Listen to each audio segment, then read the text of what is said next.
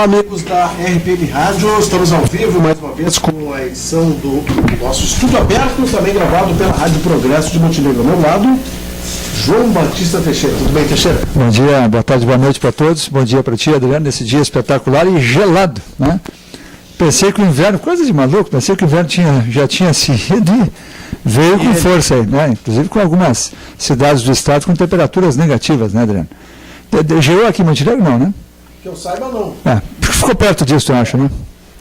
Bom, olha só que bacana essa história que a gente está colocando aqui no portal JP News. O livro conta a história da chegada dos primeiros imigrantes alemães à região do Vale do Rio Caí. A matéria foi feita no interior de Salvador do Sul. Um morador lá da região acabou fazendo um relato aí do material deixado pelos primeiros pastores evangélicos que chegaram aqui. Ele foi incentivado a escrever o livro pelo pastor Martin Dreyer, né? Inicialmente aí o cidadão que escreveu o livro, o escritor, ele tinha medo, né? O Bernardo tinha medo de que houvesse alguma represália dos familiares existentes ainda desses imigrantes, mas foi incentivado pelo Martim e a matéria está aqui completa no portal JP News. É o nosso parceiro, pastor Martin Dreyer, brilhante, montenegrino, né, Adriano? Que merece todas as homenagens, que não tem e nem precisa delas, mas mereceria tê-las todas. Esse cidadão, Bernardo Schneider, ele traduziu, Adriano, anotações dos pastores, né? E o constrangimento que ele temeu era porque as anotações, em alguns momentos, foram assim muito apressadas, né? Sem um cuidado maior, provavelmente com comentários acerca das pessoas, né? E o Bernardo Schneider, então, ficou um pouco receoso, um homem educado, pensando que isso talvez pudesse, digamos assim, ferir suscetibilidade junto aos familiares, porque são fatos recentes, né? Coisas aí tu pega 150 anos para trás, né? Mesmo que sejam 200, os descendentes estão aí. E se alguém falar de um parente teu, por mais remoto que seja, digamos assim, um comentário qualquer desairoso, né? Claro que a pessoa fica um pouco chocada, pode ficar um pouco incomodada. E ele temia por isso. Sim, mas aí o pastor Dreyer, com a sua sabedoria, a sua sobriedade, disse, não, isso é história, né? Publica, tem que ser publicado, porque isso é história. Então aí está o livro, bacana demais isso.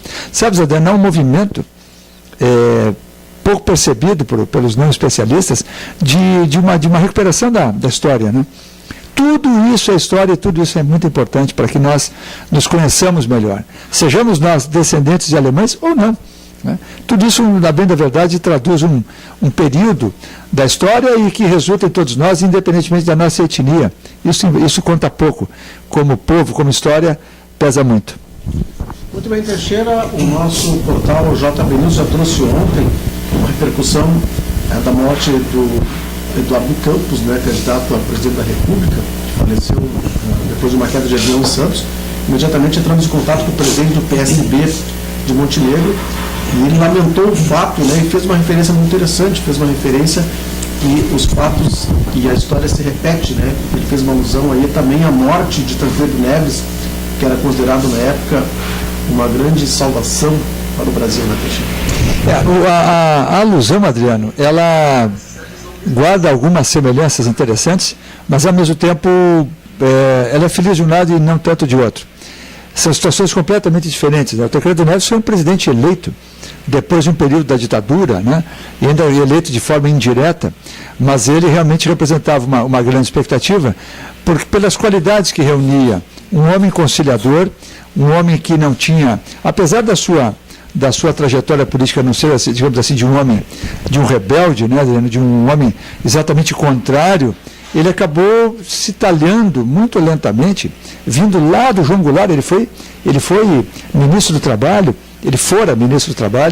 depois assumiu todos os cargos possíveis na vida pública antes da presidência, e chegou então na sua maturidade e na sua linha de independência, chegou à condição de presidente da República e não assumiu. Isso foi uma frustração brutal, né? E realmente o país amargou por isso, né, Dana? Porque nós tivemos o vice-presidente dele, era um homem que não tinha qualquer simpatia, não gozava da simpatia popular, e também é muito dúbia é muito dúbio o comprometimento que ele tinha com as ideias de Tancredo Neves, né? O Tancredo foi um homem que tinha muita... Ele tinha aquele lado mineiro mesmo, independente, o homem de São João del Rei, e acabou frustrando não só a expectativa, mas a própria história do Brasil. Porque ele teria uma visão muito diferente, uma visão geopolítica, né? Muito diferente. Por exemplo, ele foi, quando ele empreendeu, assim que ele se elegeu, ele foi para a Europa, né? E se não me falha a memória, ele não quis passar pelos Estados Unidos. Porque ele tinha uma linha, ele gostaria de trocar uma linha, não vou dizer independente, mas naquele momento era muito importante não se alinhar de forma incondicional aos Estados Unidos, né? E ele era aconselhado por homens como Rubens Recupero, né? E, portanto, eu perguntei até ao Recupero o que ele pensava, ele dizia que foi uma perda grande, sim, né?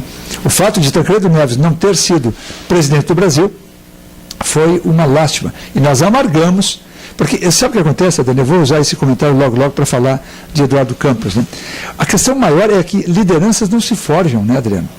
Quando tu vês um homem cuja trajetória política é extensa, ilibada, livre de grandes mazelas ou livre de escândalos, isso não é para qualquer um. E homens que tenham transitado na sua vida pública, tenham sido, alguns foram aí vereador, depois prefeito, governador e assim por diante, já o Eduardo Campos não teve essa trajetória lá do vereador, mas ele foi deputado estadual, federal, governador 2 vezes, foi ministro de Ciência e Tecnologia do Lula. Então, toda essa experiência acumulada, mais o talhe e a visão pessoal, acabam fazendo desse evento realmente uma perda terrível, né? Uma terrível para o futuro, porque ele é um candidato agora, supostamente ele não teria uma grande chance, ele talvez fosse um certo fiel da balança, para ver para que lado se teria primeiro turno, segundo turno ou não, mas de qualquer maneira, aí nesse momento a comparação perde força, né? Do entrevistado de ontem. Por quê? Porque ele não era presidente da República, ele não foi eleito, e ainda que todos agora estejam chocados, entristecidos, e é o meu caso também, todos nós aqui com certeza, não só pela juventude, pelo fato de ser um pai de família, 5 filhos, temos que também lastimar, aliás, a Luciana Genro ontem foi muito feliz, quando entrevistada ela disse, não, há que lastimar também os outros 6 ocupantes da aeronave, né? Quer dizer, não morreu só uma pessoa, morreram 7. Então, em respeito a todos eles, devemos não esquecê-los, né? Morreu um líder político, né? Mas morreram mais 6 pessoas, né? E 4 das quais estavam associadas a ele na campanha, né? Assessor e coisa e tal. Bem, mas voltando à questão do Eduardo Campos, ele não se elegeu, dificilmente, tudo leva a crer que ele não tinha chances de chegar neste momento à presidência da República, mas agora as pessoas choram e lastimam como se ele fosse, se estivesse na cabeça da eleição. Não era o caso, né?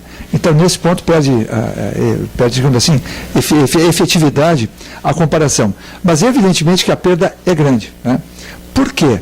Porque nós temos poucas lideranças, Adriano, confiáveis, poucas lideranças com, digamos assim, com um tino político e que saibam conversar, que saibam ouvir.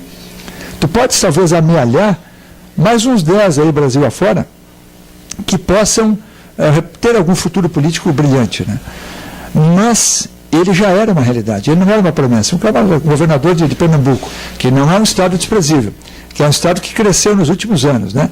Tem uma base industrial razoável, né? E tem homens de cultura há séculos, né? Ele, um homem que sai de lá consagrado, ele era um governador com grande aprovação popular, que aliás é o caso também do Aécio Neves em Minas Gerais, saíram muito bem avaliados, digamos assim, pela própria população. A perda é grande. Eu lastimo muito, né? Eu acho que ele representava não exatamente essa terceira via, mas era o discurso importante, né? Quando ele falou de educação, Adriano, da questão do período integral das crianças, né? E um homem de diálogo, e ele revelou ser esse homem de diálogo, e também não domesticado, né? Porque o próprio PT não queria a candidatura dele, né? O PT o desaconselhou, não queria, tentou puxá-lo para o seu lado. E ele decidiu manter uma candidatura do PSB. Claro que ninguém fazia isso sozinho, mas ele conseguiu uma aliança, trouxe a Marina Silva, é duvidosa a vantagem que isso tenha significado, ou pudesse significar, mas ele trouxe uma mulher que teve 20 milhões de votos na eleição passada, e, portanto, ele tinha um capital político considerável, no mínimo como um interlocutor de primeira linha. E claro que os debates televisivos aí já perderam, com certeza, muito. Né? Perderam, de fato, porque ele é um camarada. Tu sabe que é uma coisa, o importante não é ter ideia só, né? Porque ideia é se eu pegar a cartilha. Se nós dois pegarmos a cartilha do Eduardo Campos aqui e colocarmos ela embaixo do braço e nos debruçarmos sobre ela e a decorarmos, isso não significa coisa nenhuma. Uma coisa é ter uma cartilha, a outra é saber como levá-la a efeito, né? Claro. Como implementá-la, como convencer, como vencer resistências, porque o Brasil hoje, Adriano, ele não passa. Nós não temos grandes dúvidas sobre as nossas mazelas. Dá para elencar aqui 2, 3, 5 itens que qualquer um de nós não discordaria. Por exemplo, questão da educação. Está na cara, né? Que o Brasil precisa, de fato, crescer em educação, precisa investir em tecnologia, precisa fazer a reforma política, precisa fazer a reforma tributária. Isso tudo é óbvio, né? Ninguém mais duvida disso. Qual delas é a mais importante? Quantas delas podem ser feitas simultaneamente? E o problema da dívida, da nossa dívida pública, que é brutal. Então, eu já elenquei 5 pontos aqui. Como fazer isso? Como conduzir isso? É preciso ser líder para isso. É preciso ter, não carisma, mas é preciso ter formação. Agora, por outro lado, também não vou perder a oportunidade de dizer o seguinte: nós não precisamos de salvador da pátria, né? Porque nenhum deles é salvador da pátria. De Dilma ao pastor Everaldo, nenhum deles é salvador da pátria. Quem salva uma nação é o seu próprio povo. São as suas lideranças múltiplas. É cada um de nós que deve cumprir o seu papel, né, Adriano? Fazendo a sua parte, ajudando o irmão, sendo correto, sendo honesto, pregando correção, ajustando dentro da sua zona de influência, né? Então, não morreu um salvador da pátria. Morreu um grande político, um sujeito que poderia, de fato, dar uma contribuição. Né? Seria presidente da República algum dia? Não sei. Mas eu acho que ele tem uma linhagem. E nós ainda talvez vejamos, eu não sei se eu terei tempo para isso, mas os nossos filhos provavelmente votarão num descendente dele, né? É muito provável que dentro de alguns 15, 20 anos nós tenhamos aí um Campos, né? Um filho dele sendo candidato e se elegendo e levando a bandeira do seu pai. Até lá, provavelmente os homens que estão no seu entorno poderiam fazer isso. Aliás, tu teria uma sugestão de algum candidato que possa assumir no lugar dele agora? Porque eles têm 10 dias para definir, né, Adriano? Sinceramente, não sei. Acredito que há uma possibilidade da Marina Silva se guindar da candidata a presidente, né? Eu acho que não seria uma boa escolha. Eu tenho a impressão que a questão toda de siglas, né? Seria o mais lógico, né? Eu só vejo um homem, sabe, Adriano? Eu vejo um homem que poderia empolgar esta circunstância. Eu vou lembrar dele agora. Eu não estou falando agora aqui de conjugações político-partidárias, injunções político-partidárias. Mas um homem que é pernambucano, tem grande experiência, inteligente e já foi candidato à presidência da República, Roberto Freire. Eu acho que ele seria... A Marina Silva, eu acho que ela deveria se manter na condição de vice, né? Uhum. E eu não sei com que injunção, porque ele é do PPS, não, Roberto Freire. E fazia parte da coligação, não? Não sei. Também não sei, né? Se fazia parte de 4, 5 partidos que apoiavam. Mas o Roberto Freire, por todas essas condições que eu alinhei, pernambucano, inteligente, crítico do governo. Ele é um homem crítico do governo, tanto que as propagandas televisivas aí, ele é um homem que enfranca discórdia da linha seguida pelo PT e pela Dilma. Eu acho que ele seria essa... Quem sabe, né? Quem sabe o pessoal faça uma nova junção, porque aquela história, Adriano, saiu muita poesia ontem, sabe? Tu acompanhaste o noticiário, certamente, e houve muitas frases poéticas, né? Algumas mais brilhantes, outras nem tanto, mas o Cristóvão Buarque, por exemplo, dizia que os ventos de agosto apagaram uma chama, né? Que tem que se manter acesa. E, portanto, nesse momento, às vezes não é tanto a sigla que conta, mas é mais a questão do posicionamento, da posição política, de oposição ao governo. E isso o Eduardo Campos, não há dúvida que ele era um opositor, tanto que ele disse já na última entrevista dele na Globo, ele disse que a Dilma não cumpriu o que prometeu, né? As promessas não foram cumpridas. Havia uma frustração na população brasileira e me parece que isso é inequívoco, né?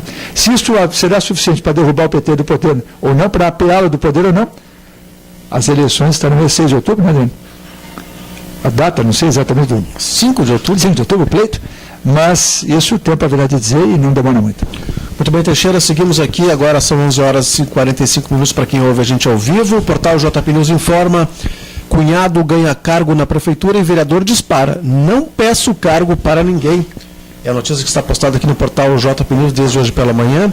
O Gilberto Zirbes é casado com a irmã do vereador Roberto Bratz, integrante da bancada de situação. O Gilberto foi convidado a desempenhar o cargo de diretor de compras da administração municipal, mas Brat diz que não teve nada a ver com isso.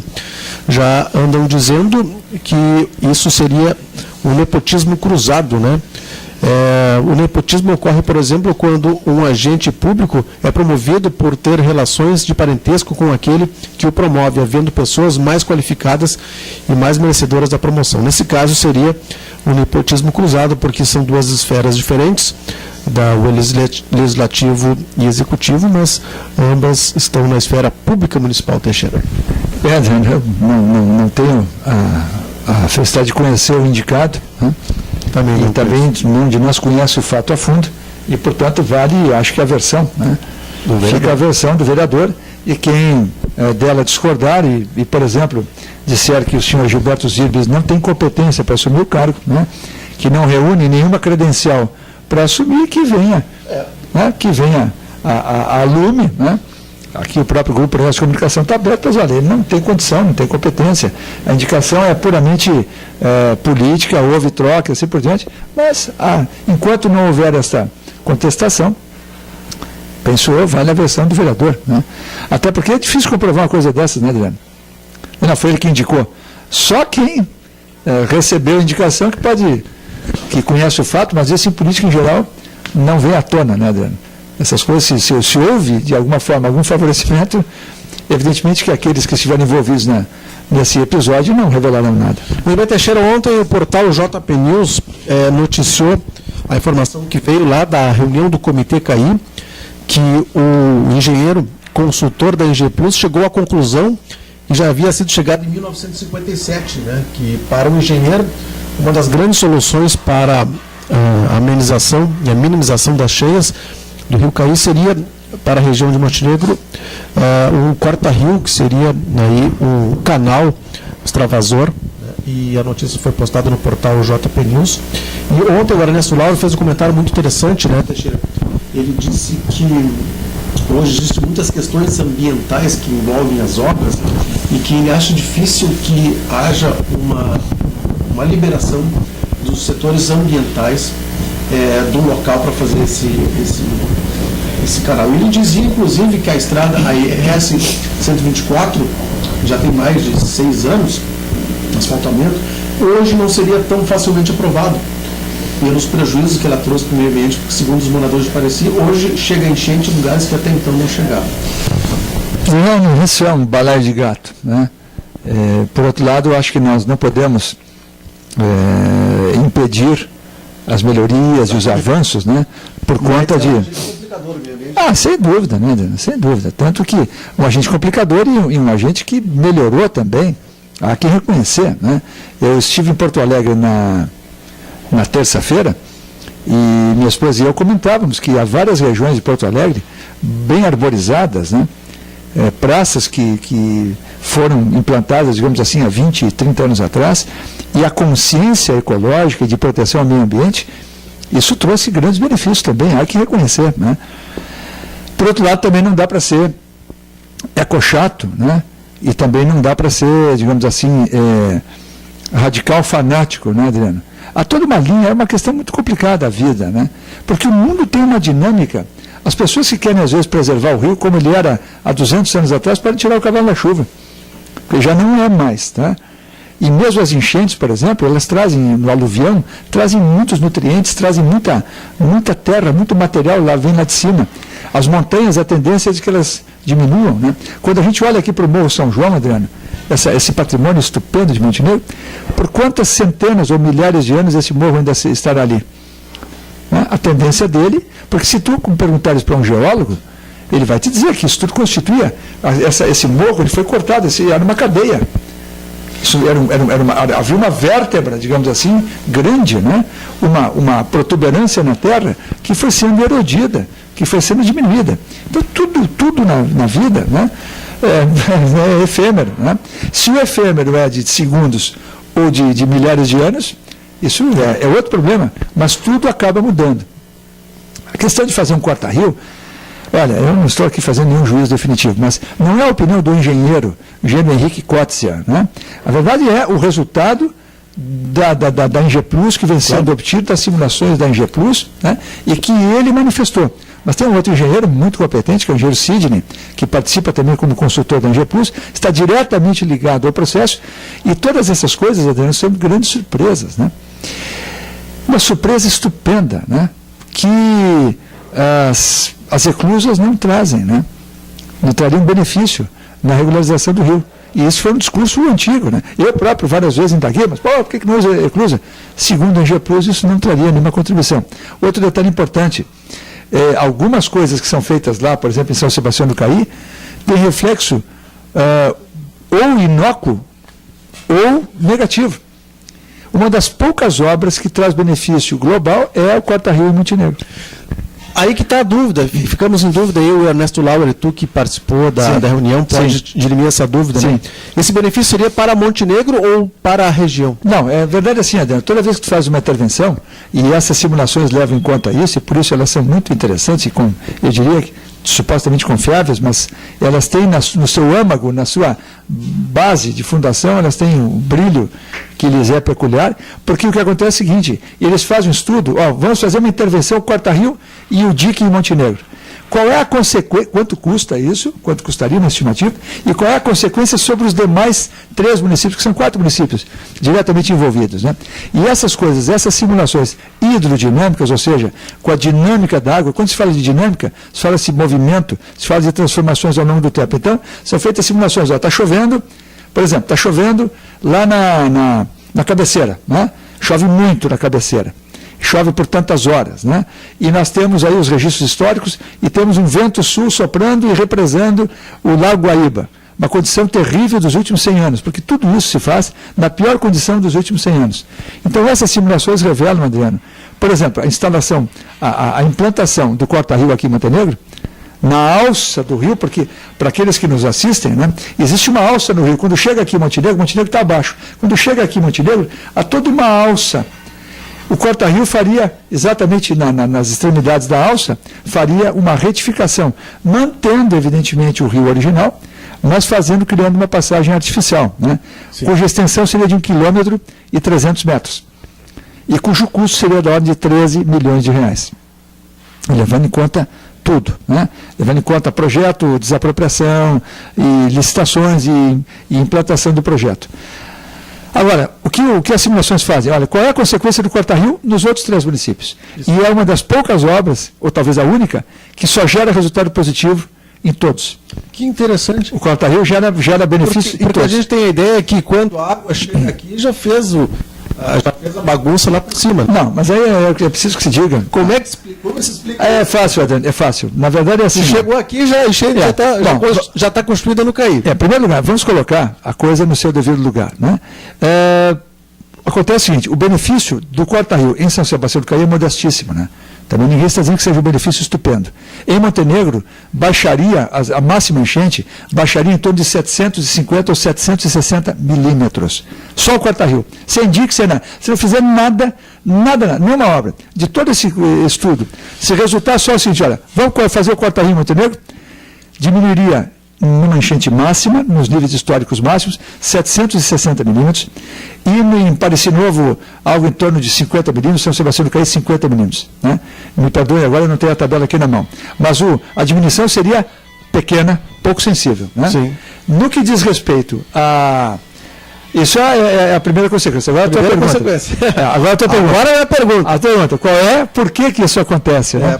Na verdade é o seguinte, Adriano, isso é uma questão de hidráulica, né? Certo. Básica. O que funciona? Na realidade, tem água de um lado e ela precisa escoar, vai de um ponto A a um ponto B. Se ela encontrar pouca resistência no caminho, ela flui com maior vazão, com maior velocidade, e, portanto, ela esvazia mais rapidamente. É como se tu pegasse um reservatório, pega um reservatório dentro, uma caixa d'água, e põe uma mangueirinha de 5 milímetros, um capilar quase, põe um tubinho de 5 milímetros e deixa escoando. Né? Deixa escoando. Aquilo vai demorar uma barbaridade para esvaziar. Agora tu põe um tubo de 2 polegadas, aquilo esvazia rapidamente. Quer dizer que pode encher em São Sebastião do Caí, mas vai descer mais rapidamente. Não, mas encherá menos, porque a água terá maior vazão, ela haverá de correr mais rapidamente para cá e diminuirá lá. Ou seja, na medida em... Porque a questão é a seguinte, quando a gente fala da mangueirinha, onde é que está o ponto crítico? A mangueirinha e o tubão. Né? Qual é a mangueirinha? Nesse processo aí, qual é a mangueirinha? É a alça de Montenegro. Claro. É por conta, em boa parte por conta desta alça, que o rio todo não flui com maior vazão, né? É um freio, ele na realidade isso chama-se perda de carga em hidráulica, né? Um termo técnico de engenharia. Mas isso é uma perda de carga, é uma resistência ao escoamento. A geografia do nosso rio Caí aqui em Montenegro que é o causador da enchente. É, digamos assim, um ponto nevrálgico, né? E que pode ser auxiliado por essa retificação, pelo corta-rio, né? Agora, não produz milagres fora de Montenegro, mas em Montenegro, tu has de convir comigo que baixar 760 milímetros da enchente, pô, isso é muito significativo, né? Vai tirar um bocado de gente da enchente, né? E mesmo a própria cidade, né?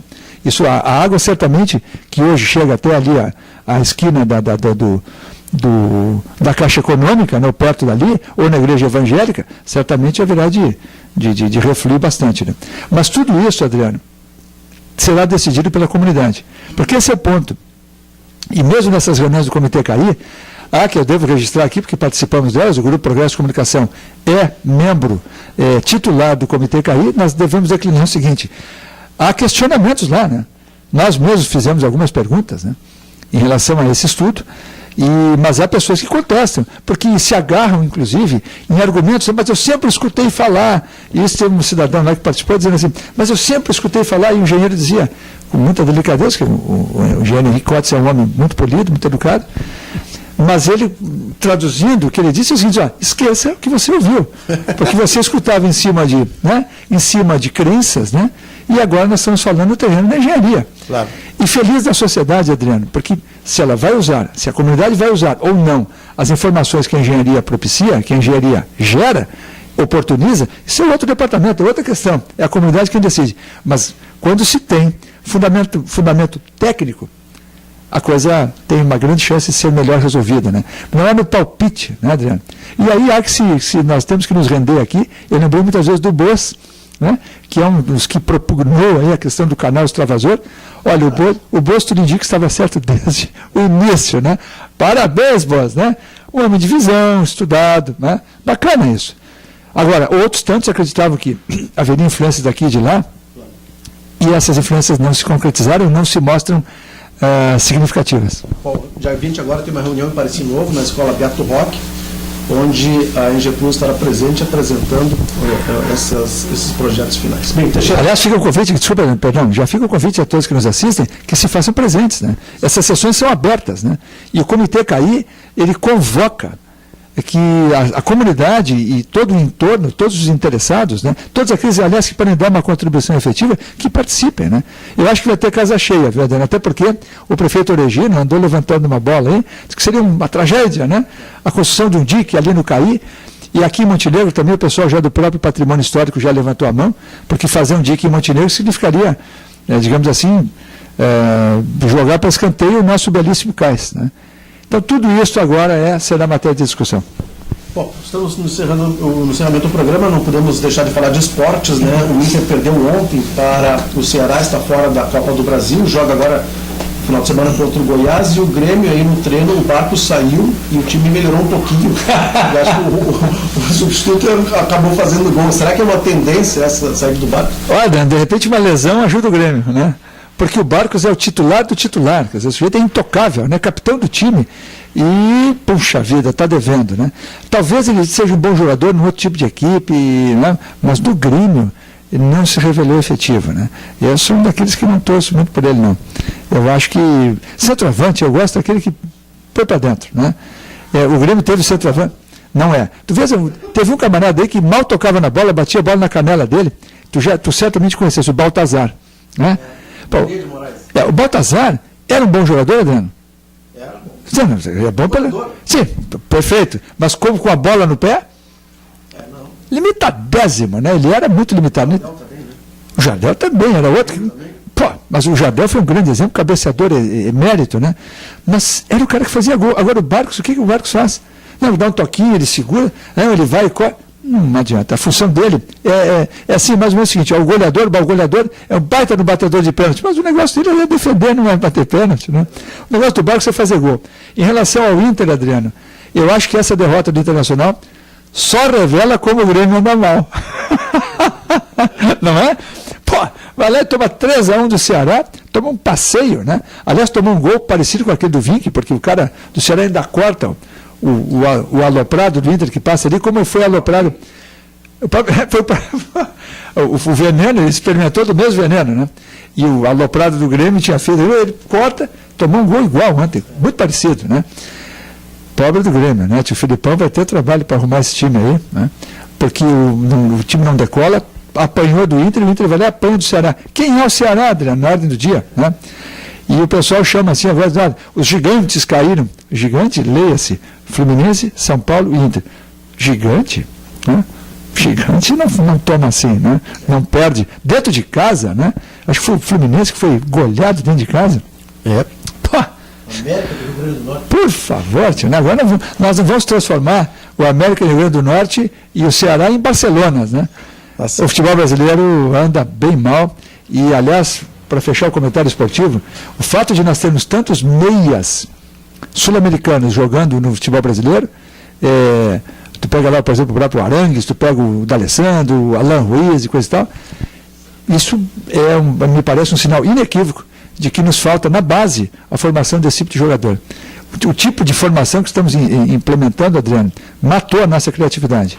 A falta de campinhos, né, de várzea, também acaba com a nossa criatividade, acaba com a formação, com o celeiro de jogadores, né? Esses dias o querido Pedro Piqueires, que nós admiramos muito ele, aqui nosso parceiro do grupo, ele dizia, mas no Brasil se monta várias seleções, né?